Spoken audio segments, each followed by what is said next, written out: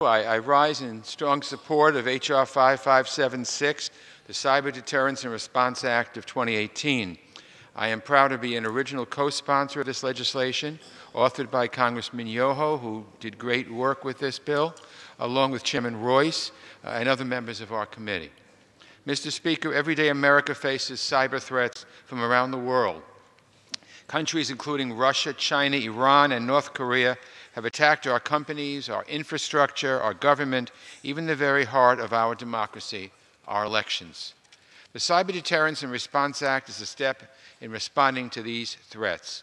This bill requires the President to impose sanctions on those who participated in a state-sponsored cyber attack against the United States. These far-reaching sanctions could be targeted to individuals, entities, and states themselves that perpetrate these attacks. This includes attacks against critical infrastructure, public and private computer networks, and any sector that would jeopardize America's national security, foreign policy, economic health, or financial stability. This is a bipartisan, good bill, and I urge all members to support it. But let me be clear. This bill does not do nearly enough to respond to Putin's attack on our democracy. We must continue to do this. But this is an important step, and a very good step, and is indicative of the bipartisan cooperation that we have in the Foreign Affairs Committee, which is very, very important when we're dealing with foreign affairs. Our adversaries need to know that we are united, and that's what a bill like this does. So I congratulate Mr. Yoho for his hard work in this bill. It's a welcome effort to enhance our response to cyber attacks, but it's a Band-Aid on a bullet wound if we don't do anything else. We need to keep doing these kinds of things. We need to let those countries that would wish us ill, we have to let them know that we're not going to just stand idly by and be a target. In 2016, our nation was attacked. The very core of our democratic process was hit by Russian cyber forces, and our government has been woefully negligent to adequately respond.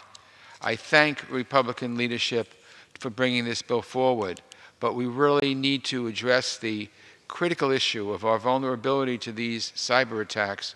And if we do that, they will bring forward one of the many other stronger bills on this matter as well.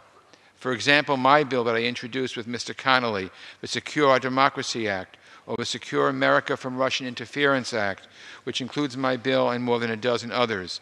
These bills constitute a strong, decisive response that matches the gravity of the threat that we face.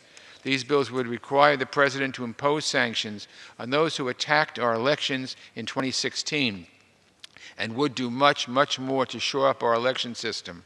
For over a year, I've been pushing and pleading that the bill moves forward. I hope it will move forward as well.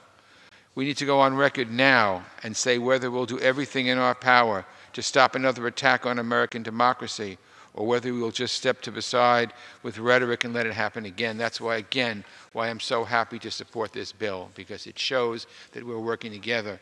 But the point I want to make in collaboration with that is we still have much more work to do. I know the committee in a couple of weeks is going to hold a very important hearing on Russia, and I think it's very important that we do that. So I will, again, urge my colleagues to support this very good piece of legislation, and I reserve the balance of my time. Gentleman reserves the balance of his time. Gentleman from California.